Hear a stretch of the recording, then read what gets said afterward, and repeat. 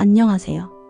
오늘은 제 가슴 한켠에 묻어둔 너무도 아픈 사랑 이야기를 해보려 합니다. 김미정, 올해 32살 평범한 직장 여성입니다. 하지만 제 인생은 평범하지 않았어요. 저희 집은 늘 병마와 함께 살아왔거든요. 병마가 찾아온 가족. 아버지는 젊은 시절 탄광에서 일하시다가 폐암 판정을 받으셨어요. 검은 석탄 먼지가 폐에 쌓여서 생긴 직업병이었죠. 매일 기침 소리로 시작되는 아침, 가래에 섞인 피를 보며 가슴이 철렁했어요. 아빠, 병원 가셔야 해요. 괜찮다, 괜찮아. 이 정도는 뭐. 그렇게 버티시던 아버지였지만 결국 병원 신세를 져야 했어요. 어머니는 몇 년 전 유방암으로 세상을 떠나셨습니다. 항암 치료를 받으며 머리카락이 다 빠진 어머니의 모습이 아직도 눈에 선해요. 마지막까지도 너희들 잘 키워야 한다며 걱정만 하셨던 어머니. 그리고 친언니. 어머니를 닮았는지 언니도 유방암에 걸렸어요. 지금도 항암 치료를 받고 있어요. 매주 병원에 따라가서 링거 맞는 언니 옆에 앉아있으면 마음이 먹먹해져요. 언니 많이 아파? 힘들지? 응, 좀 하지만 견딜만해. 너는 걱정 마. 그런 언니를 보며 저는 늘 생각했어요. 나에게도 언젠가 같은 병이 찾아올까? 가족력이라는 게 참 무서워요. 거울을 볼 때마다 혹시 몸에 이상한 게 없나 체크하고 조금만 아파도 병원부터 찾게 되거든요. 설렘과 두려움 사이에서 만난 그런 저에게도 사랑이 찾아왔습니다. 그는 회사 후배였어요. 저보다 2살 어렸지만 키도 크고 웃을 때 눈이 반달처럼 되는 게 참 매력적이었죠. 하지만 그때 그에게는 애인이 있었어요. 저는 몇 년간 마음속으로만 바라보며 지냈어요. 선배, 커피 한잔 하실래요? 가끔 점심시간에 함께 커피를 마시며 이런저런 이야기를 나눴어요. 그가 애인과 싸웠다는 얘기를 들으면 마음 한편으론 미안하면서도 다른 한편으론 은근히 기대했어요. 그러던 어느 날 그가 애인과 완전히 헤어졌다는 소식을 들었어요. 힘드시겠어요? 괜찮으세요? 그날부터 저는 그의 곁에서 위로가 되어주려 노력했어요. 힘들어하는 그를 보면 마음이 아팠거든요. 선배 덕분에 많이 위로받았어요. 정말 고마워요. 그렇게 조금씩 가까워지다가 드디어 그와 연인이 되었어요. 그때의 설렘이란 마치 꿈을 꾸는 것 같았어요. 연인이 된 후부터는 호칭도 바뀌었어요. 선배에서 미정아로 때로는 자기야라고 부르기 시작했죠. 모든 걸 감수한 사랑. 하지만 현실은 쉽지 않았어요. 그는 30이 가까운 나이에 공익근무를 하고 있었어요. 대학을 늦게 다니다 보니 군대도 늦게 간 거였죠. 공익근무 급여는 한 달에 고작 몇십만 원 용돈 수준이었어요. 그는 부모님이 안양에서 운영하시는 작은 식당을 틈틈이 도우며 살았어요. 우리 식당이야 별거 아니지만 언젠가 나한테 물려주실 거래. 그렇게 말하는 그의 눈에는 미래에 대한 희망이 있었어요.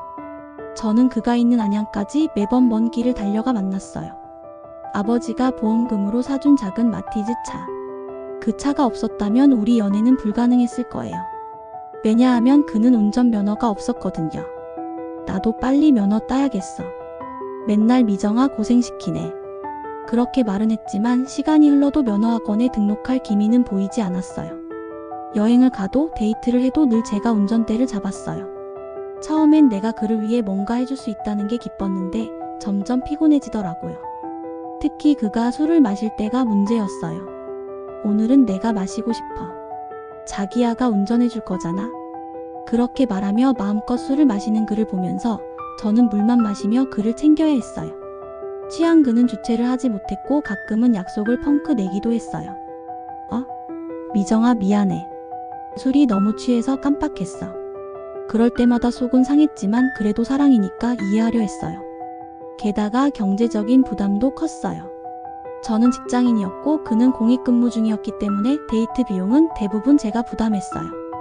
미안해, 다음 달에 용돈 들어오면 내가 낼게. 하지만 다음 달이 와도 상황은 마찬가지였어요. 심지어 그의 생활비까지 보태주는 일도 있었죠. 대출까지 받아가며 그를 위해 돈을 썼어요.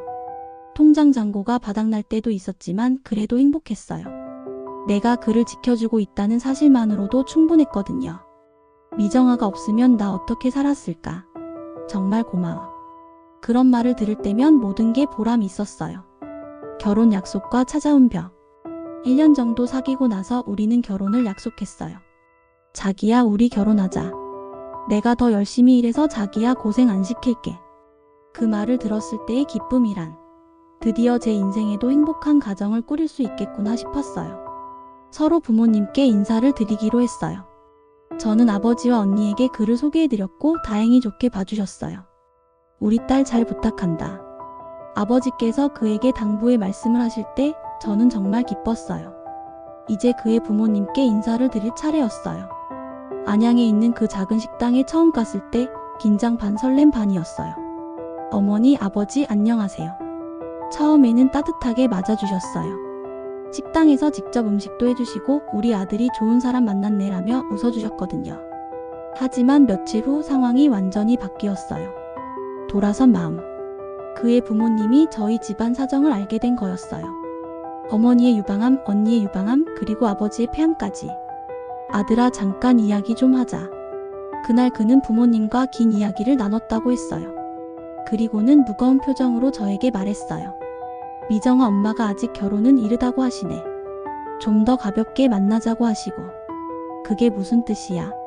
엄마가 나한테 따로 말씀하시길 미정이 집안 가족력 때문에 내가 고생할까봐 걱정이 된다고 하셨어. 그 순간 모든 걸 이해했어요. 좀 더 가볍게 만나자는 말은 결국 결혼은 안 된다는 뜻이었으니까요. 며칠 후 그가 저에게 마지막 말을 했어요. 미정아, 우리 좀 더 시간을 갖자. 그 한마디가 끝이었어요. 홀로 남겨진 시간. 그 후로 연락이 끊어졌어요. 저도 더 이상 먼저 연락하지 않았어요. 그동안 매주 안양까지 달려가던 제 발걸음도 그를 위해 아끼던 마음도 모두 멈춰섰어요. 한 달쯤 지났을까요? 어느 날 밤 늦게 그에게서 전화가 왔어요. 목소리가 많이 취해 있었어요. 미정아, 잘 지내? 응, 잘 지내. 몸은 괜찮고? 괜찮아. 그게 전부였어요. 안부만 묻고 전화는 끊어졌어요. 그 짧은 통화 후에 더 이상 연락은 없었어요. 그렇게 일방적이었던 우리 연애는 끝나게 되었어요. 그동안 그를 위해 쓴 돈, 받은 대출금이 고스란히 빚으로 남았어요. 몇 년간 갚아나가야 했죠. 하지만 그보다 더 아픈 건 마음의 상처였어요. 내가 건강한 가정에서 태어났다면 어땠을까? 내게 유방암 가족력이 없었다면 지금쯤 결혼 준비를 하고 있었을까? 그런 생각들이 머릿속을 맴돌았어요. 하지만 시간이 지나면서 깨달았어요. 저는 그를 원망하지 않는다는 것을요. 그도 어린 아들이었고 부모님의 걱정을 무시하고 결혼하기엔 아직 준비가 안 됐던 거죠. 그의 부모님도 아들을 사랑하는 마음에서 나온 결정이었을 거고요. 지금 저는 혼자 살아가고 있어요. 여전히 아픈 아버지를 돌보고 항암 치료 중인 언니를 챙기며 하루하루를 버텨내고 있어요. 가끔 그가 생각나요. 지금쯤 어떻게 살고 있을까? 좋은 사람 만나서 결혼했을까? SNS에서 한 번 본 적이 있는데 웃고 있는 모습이 예전과 똑같았어요. 마음 한구석이 아렸지만 동시에 다행이라는 생각도 들었어요. 저는 이제 받아들여요. 그 모든 상처와 이별이 있었기에 저는 더 강해졌고 가족을 더 깊이 사랑하게 되었다는 것을요. 그리고 언젠가는 저를 있는 그대로 받아줄 사람이 나타날 거라고 믿어요. 제 가족사까지도 함께 안아줄 수 있는 그런 사람이요. 철없는 사랑이었지만 그 시간만큼은 정말 행복했어요. 마티즈를 몰고 안양까지 달려가던 그 설렘, 그와 함께 보낸 소중한 시간들은 제 마음속 보물상자에 간직하고 있어요. 이제는 놓아보낼 수 있을 것 같아요. 그를 향한 아쉬움도 그의 부모님을 향한 서운함도. 라디오 앞의 청취자 여러분도 각자의 아픈 사랑이 있으실 텐데요.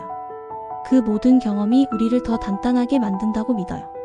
지금 이 순간도 누군가를 위해 최선을 다하고 계실 분들께 작은 위로가 되었으면 좋겠습니다. 서울에서 아직은 혼자지만 꿋꿋하게 살아가고 있는 김미정 올림.